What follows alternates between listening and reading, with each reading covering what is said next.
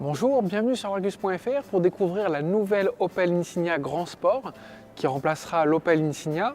Vous la verrez sans doute au Salon de Genève en mars prochain, mais nous avant, en exclusivité, on va vous faire le tour du propriétaire.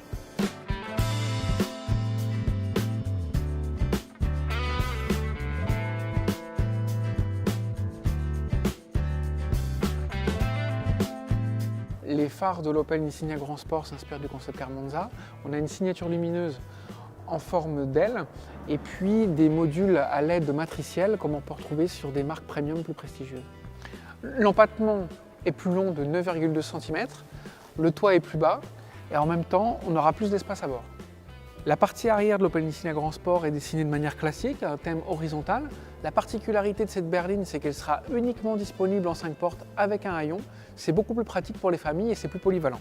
L'Insignia Grand Sport, c'est une berline qui a du coffre, avec une contenance de 490 à 1450 litres.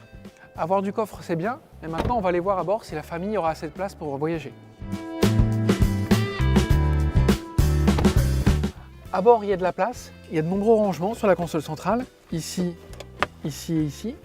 Et en même temps, la montée en gamme qu'on a vue dehors, elle se retrouve aussi dans le mobilier avec un design très horizontal de la planche de bord, une lecture sur 2 niveaux, donc l'écran tactile du système multimédia, la dalle numérique devant le conducteur, l'affichage tête haute, et puis plus en retrait, l'interface pour la climatisation qui permet d'avoir des commandes dissociées et c'est pratique lorsqu'on conduit.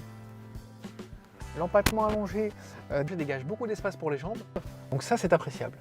Et puis contrairement à ce qu'on pourrait penser avec un toit qui est plus bas que la génération précédente, on a quand même de la place, même pour les grands gabarits, il n'y a pas de souci, parce que les sièges sont implantés plus bas. L'Opel Insignia Grand Sport fera sa première apparition mondiale au Salon de Genève au mois de mars. Elle sera commercialisée dans le réseau Opel au mois de juin, mais avant cela, fin mars, on vous donne rendez-vous pour les premiers essais, et moi je vous dis à bientôt sur l'Argus.fr.